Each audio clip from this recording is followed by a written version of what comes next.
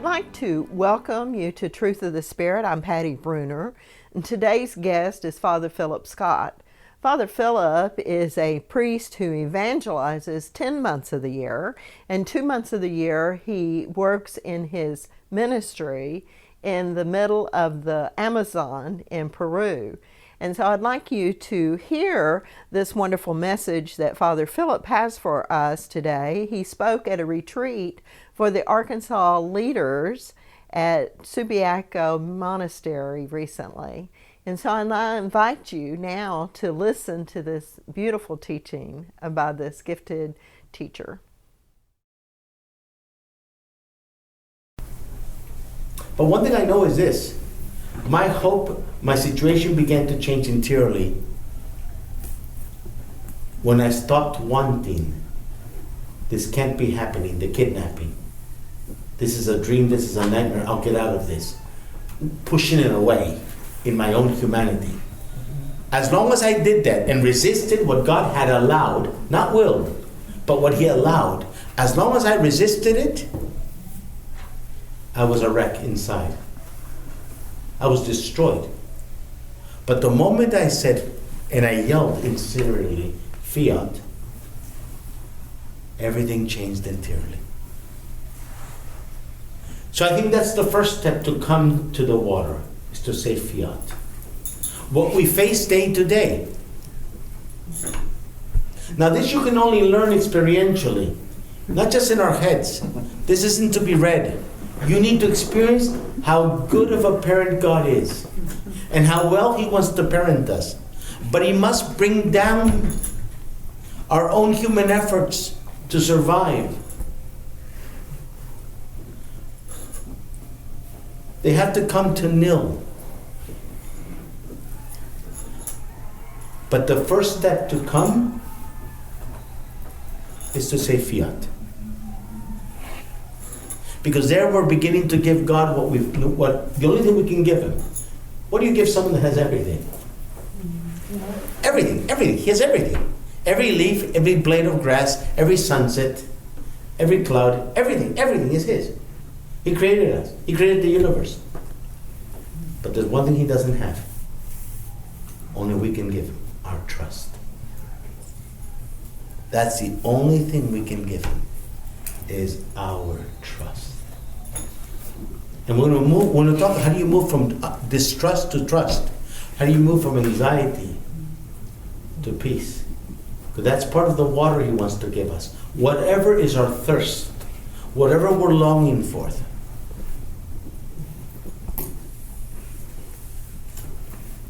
So, the coming to Him, but the truth is He's really coming to us.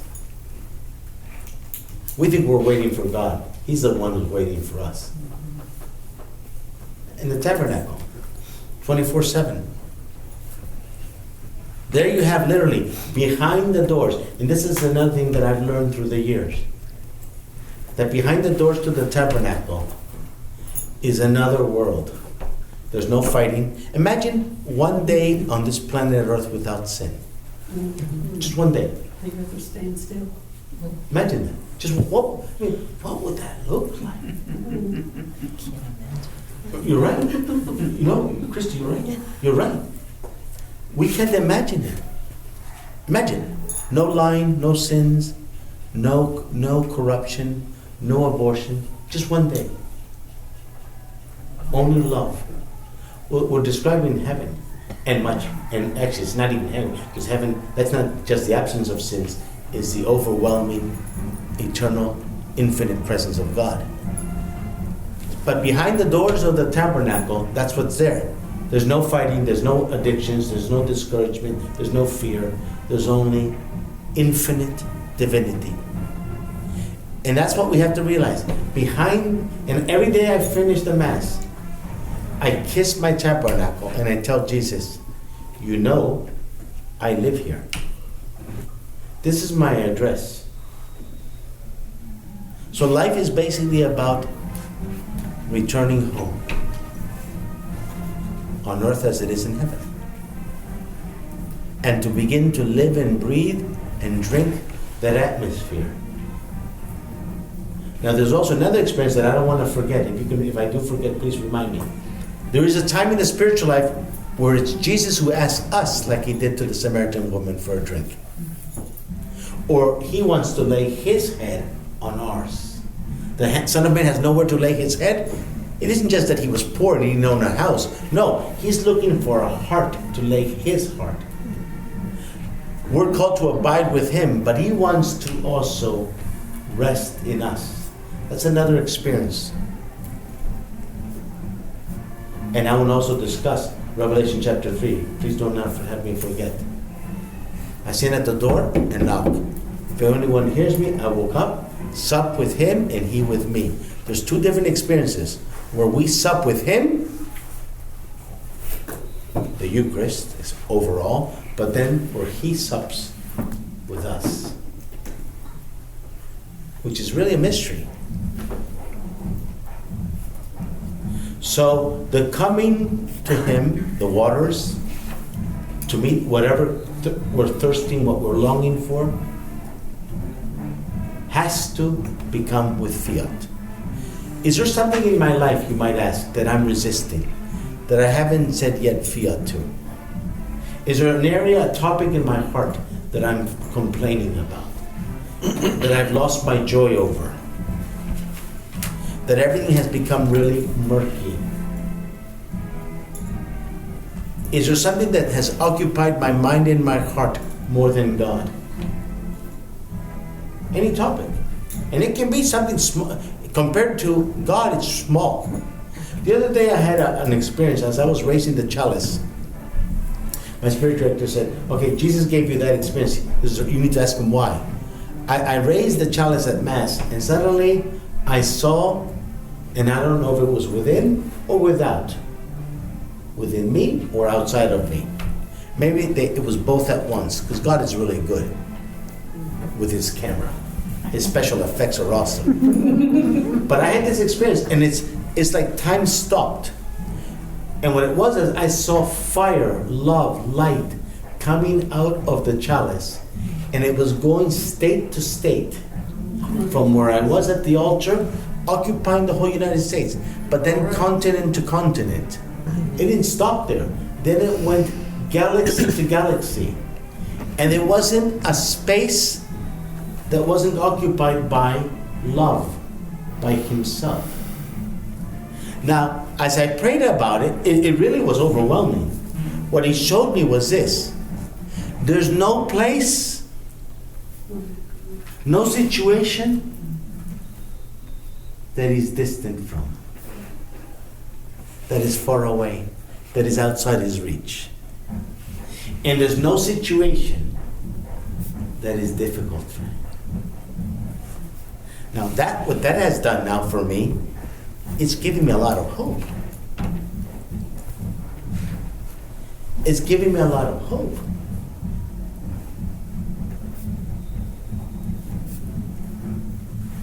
So, this coming forward and going away from what is dragging us down, weighing on us, distracting us, crushing us.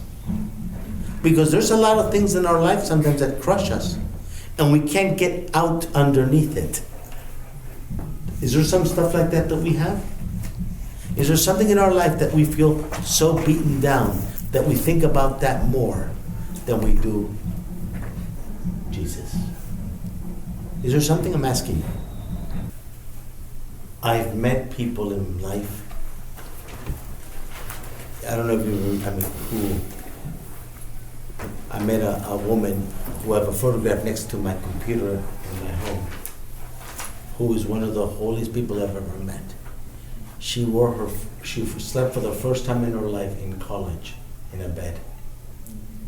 Her mother never called her by her name. Would call her bastard bitch. Her father she got polio as a youngster, lost her ability to see and talk. Both returned. She had to learn how to again talk. She would walk without shoes in the snow to school. And eventually they began to realize her home life was obviously very bad. Well, let's speed forward the cassette. And she was named the Teacher of the Year. She was named Teacher of the Year in her district up north, and is a saint. Is a saint. And one of the last retreats I gave this year, or a retreat that I gave, I had the honor that she was at that retreat, and she asked me if I could have breakfast with her. And for me, I was the honored one. And I mean that, to be in her presence. And I'm not exaggerating. So what can make someone where God emanates, and the same thing can make someone turn hardened and to do and make life miserable for people? And some can go through similar things. But one became a saint, a holy person, and the other one became almost inhuman in the way they lived. And I think it's by what we accept or don't accept. And yes, there's a struggle. And I'm not saying it's easy to say fiat.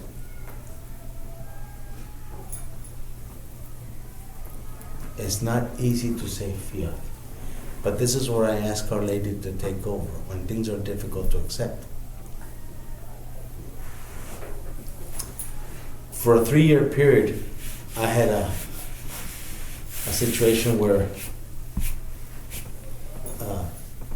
a bishop of mine before, he was like a pit bull, and he was threatening, if he could, to close my community and take me out. And I basically, everything visibly, and what I heard and what I felt, these curtains, these things going down. And I had to get to the point where I said, I'm sick of living in anxiety and fear, because it's a living hell. But how do I get out of this state? And that's where I asked Our Lady, every day, move me, take my hand, and don't allow this to become bigger than God. You move me. I don't want to lose my joy over this. And every day I would examine my day, and I would realize I've had joy because Our Lady did it. Our Lady did it. And yes, it was kicking and screaming. So, part of this is choosing, by the grace of God, to give to God something that finally we can give Him. Trust. But we need to be made very small, very vulnerable. And this process is based in Matthew 18:3. Unless you change and become like a little child, like little children, you will not enter the kingdom. But I want to say with that, not just you will not enter the kingdom won't enter you. So it's a process of learning how to live as a son, a little boy and a little girl. Because this stuff we're facing is too big. Way too big.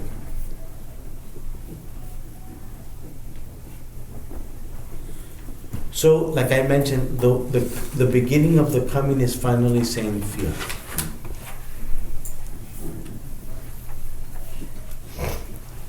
Fear. And it usually is a stepping, a mortal jump into air. Because you don't see God, especially in suffering.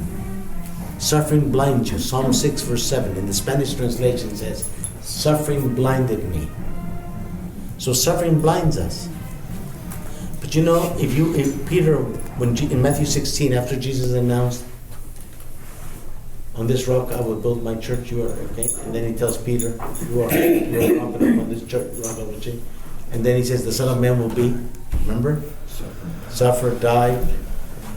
rejected all that. And then Peter, what did he say? Lord forbid. God forbid that this happened to you. And then this is where we have to remember. Jesus says to Peter, you are thinking, he says first, Satan, get behind me. You are thinking as men. Now, this process of God making us holy and belonging totally for Him and having His kingdom enter us and how to live no longer as an orphan, but as a favorite son, it's a process that we don't understand. I don't understand it. I don't even like it. But it works. Because it's His way. So, first of all, I'm not saying that we're going to understand it, at least initially. My thoughts are not your thoughts. Isaiah 55:8. Nor my ways your ways. And it's a path that usually is done in the dark. It's done in the dark. And one of the most painful things of this process of learning how to come to Him, where do I come? I can't even see you, God. What direction? Up, left? Do I stand on my head? What direction? Now, I know with the tabernacle it's right in front of us. But how do I get in? When it's dark, that piece of the Eucharist looks like a brick. It's cold.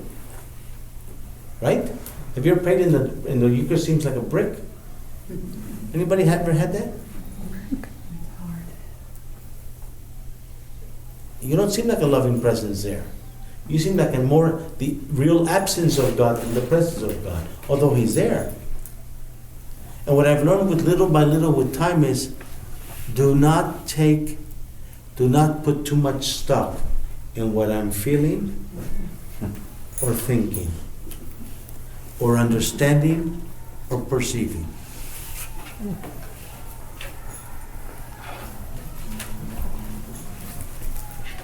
Proof positive.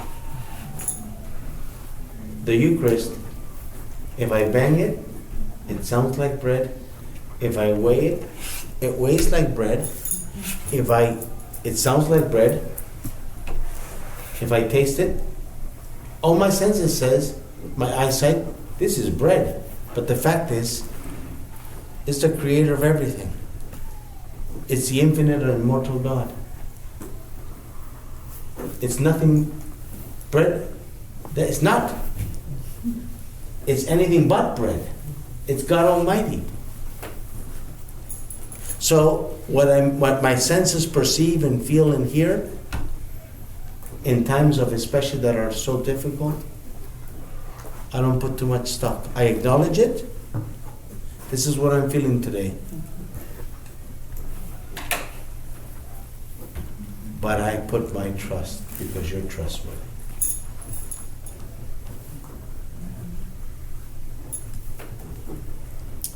When you do an exorcism, the demons are telling you, we're not leaving.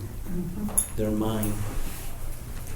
And everything in that circumstance shows there's no way out of here. So the negative thinking, the fears, that's diabolical. That we go through in crises. And I always run to Mama. Because there's one voice you and I know her son will not deny. So especially those circumstances, and this is what I would tell Our Lady. I want it to be obvious, that circumstance with the bishop, that there seemed to be, and he kept asking me to look for a new bishop. And nothing pointed to a bishop was going to accept me. I was promised, but they didn't keep my promises, their promises. So nothing seemed to be a way out. So I just said, Mama, make it obvious that it's your son that's going to do it. Because there's no human solution to this. And I was given to a January 1st. And if not, it was curtains. And soon before that, the bishop got sick and he had to retire.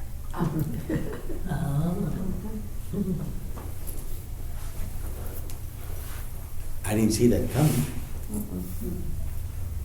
And when I would pray about it, I kept hearing in my heart, everything is fine. Fear not. Everything on the outside said, it's curtains. And the Lord kept saying, everything is fine. Fear not. Everything on the outside, what my senses perceived, what my feelings felt, was, it's curtains. And Jesus was saying, no, everything is fine. Fear not.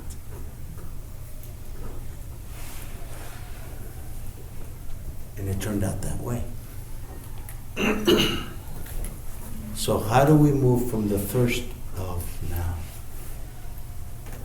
what we're facing? First of all, whatever we're facing has to bring us to the Lord in prayer. But a type of prayer that is not just vocal, that I cry out my needs, but one that I learned to, in Isaiah chapter 30, wait in trust and wait on the Lord.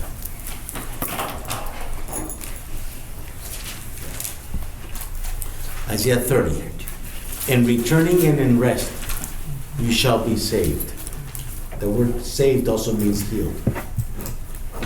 In quietness and in trust shall be your strength. How do I quiet my heart in crisis?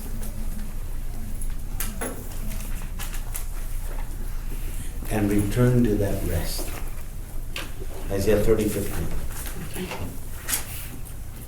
Because you can wait but complain. You can wait and become a monster to live with. Right? You can. You can be in a bad mood. Nothing to change, but you're furious and you're angry and you let everybody know about it and you're impossible. See, that's not what we're talking about, that wait in that rest.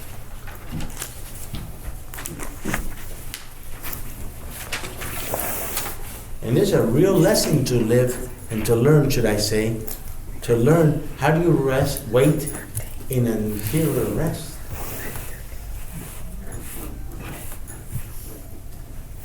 Especially when the circumstance hasn't changed. But the change has happened in here.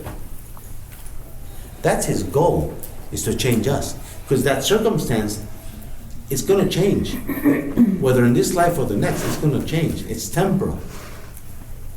But the change in us has an eternal value. It's preparing us for heaven. And you can see in your eyes, in your face, has this so much, what I'm facing, has it taken away my joy? I mentioned this woman. She has the most gentle eyes, love, unbelievable. Let me tell you another woman. I gave a retreat, I'm not going to say what country. It was in Europe.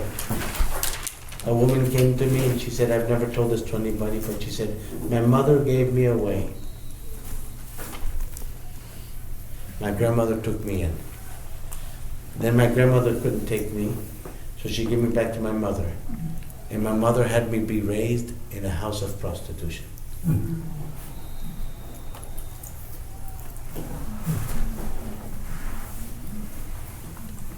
I was the first person she ever told that to. She was screaming as she was telling me, wailing. She finally was able to tell someone. Mm-hmm. That's part of the problem of being unable to come to Jesus. We've never been able to unload on anybody and haven't had a loving, wise, listening ear. Loving, wise. And a wise person is someone who has worked through their own issues, that they understand how God works with humanity, with the human heart. Wise, loving, listening.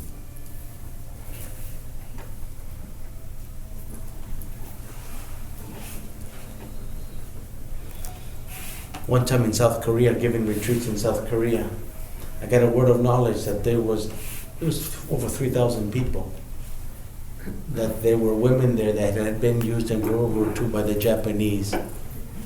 They were survivors of being sexual slaves. And God wanted to heal them. The translation came in Korean. At the speed of turning the lights on, that's how quick, the whole place started wailing, screaming, crying. They wailed, screaming, non-stop, 15 minutes at least. And all at once they died down to peace. They had never been able to express their pain. So sometimes God allows such difficult things in our heart that is like being run over, because He must connect our head and our heart. That's so important on the human process. What do I mean by connecting our head and our heart? That I feel, I let myself feel. This is healthy human life and home life. I feel, I can let myself feel, and I can share what I'm feeling. That's intimacy. I feel, let myself feel it, and can share it. And that's what lacks most in family life. There's some families that have an elephant, a huge situation at home, and no one talks about it. And it's bigger than life. But they're angry at everybody. They're angry at themselves. They hate themselves. They hate each other. Because they've never said, ouch. They've never been able to say, ouch. You know anybody like that? Anybody know anybody like that? Situation like that or not? Or is it only Peruvians that are like that? You know, they feel, they can allow themselves to feel, and they can share what they're feeling. I had a situation the other day. Homeschooled family. The father living a secret life for 20-some years. Had a son out of wedlock. This affair. No one knew about it. The bomb was dropped. I met with the mother and the children. They couldn't talk. I mean, there was something that was very painful. They couldn't talk. So I asked them, and I helped them to put words to their pain. That's the first time they had been able to say, and it happened months ago. No one talked about it. So this coming to Jesus does not exclude the natural, the heart. It isn't just prayerful, spiritual. Pray the rosary, you'll come. No. God respects our human natural process. In fact, you cannot come really healthily on a spiritual level if you cannot describe your heart.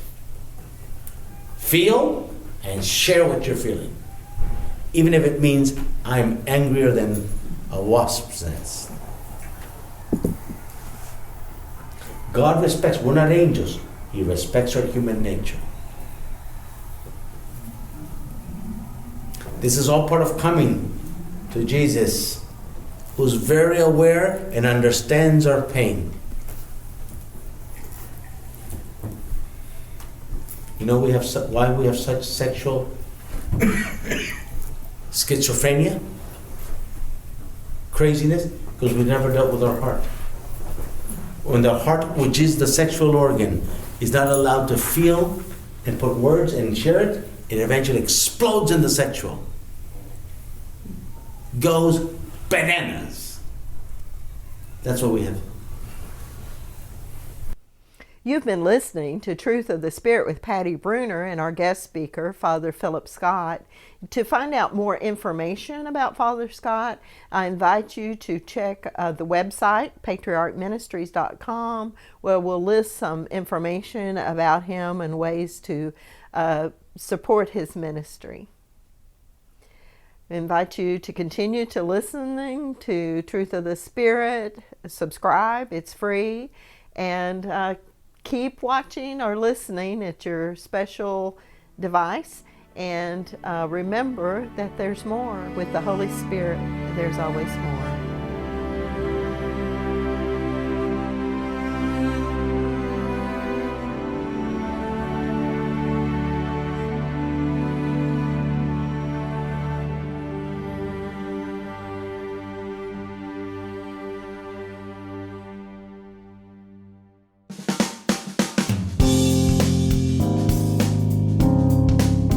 This is the Padua Podcast Network.